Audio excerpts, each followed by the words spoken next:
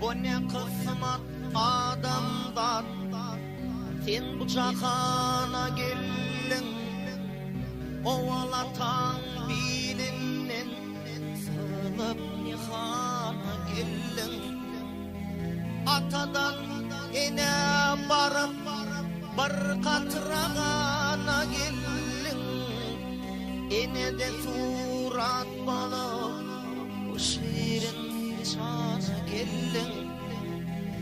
9 ayın ötürüp inip şakana geldin. Emi benim südünü bundanıp dona geldin. Emi benim südünü bundanıp dona geldin.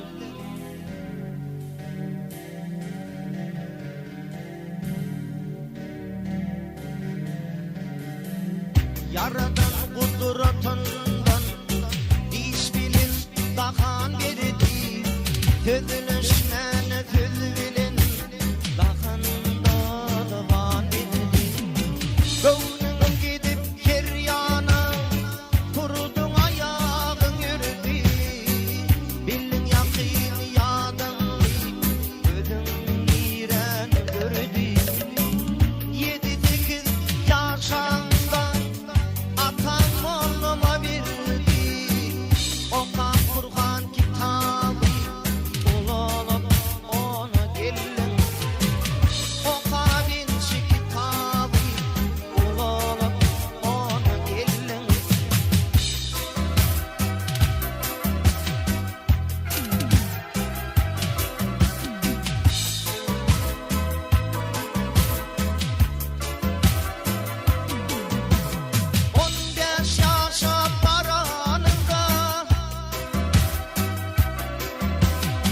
oğlanıktan saylandın ey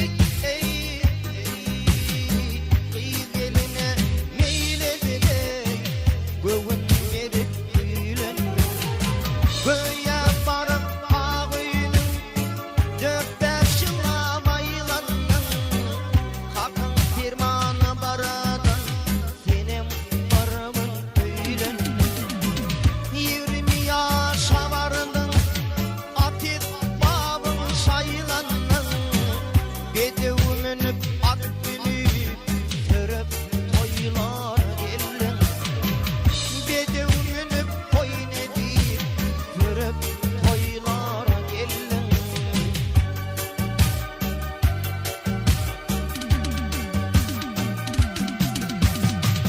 Otuz yaşa varayım şans, göğe varan karşısın. Dünya kamı başında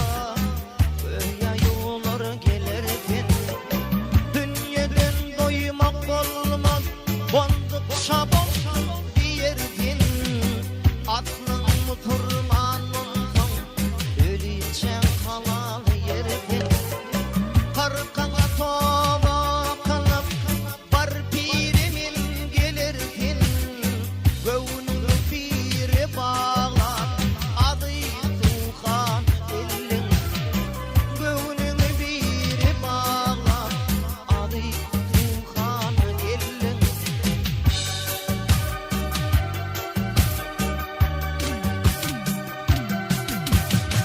50 yaşa baranda doğrulukta bolarken gödüklüğün taşlaya şeyleri bilirken kernesili adantan akır bir gün ölürken 5 vakit namaz okap ateş kırıklarken 60 yaşa baranda